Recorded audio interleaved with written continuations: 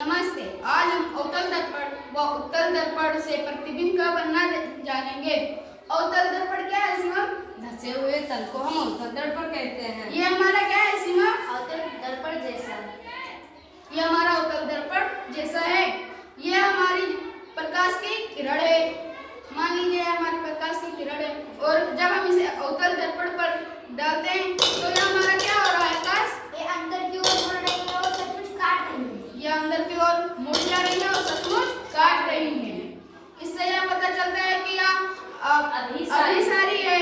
अभिसारी क्या कार्य करता है? यह प्रकाश की किरणों को एक बिंदु पर मिलाती है। यह प्रकाश की किरणों को एक बिंदु पर मिलाती है।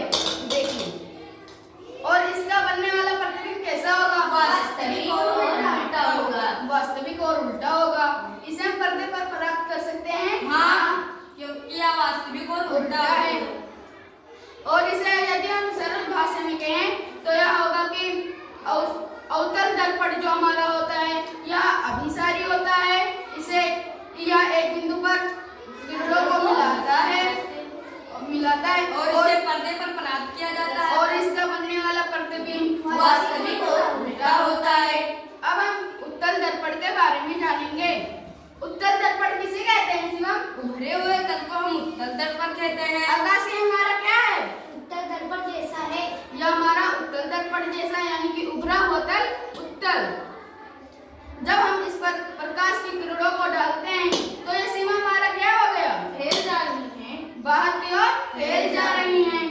इससे यह पता चलता है कि यह अपसारी है। अपसारी क्या कार्य करता है? फैलाने का कार्य। यह किरणों को फैलाने का कार्य करता है। इससे बनने वाला प्रतिबिंब कैसा होगा? आभासी और सीधा होगा। इसे पर्दे पर प्राप्त नहीं किया जा सकता है।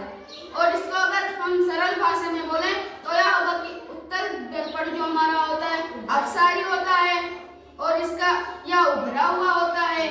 इससे बनने वाला आभासी और सीधा होता है। और इसे पर्दे पर प्राप्त नहीं किया जा सकता है।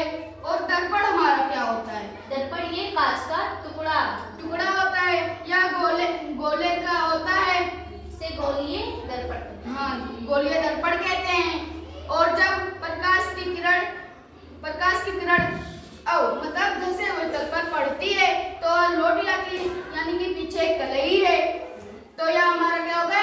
अवतल दर्पण।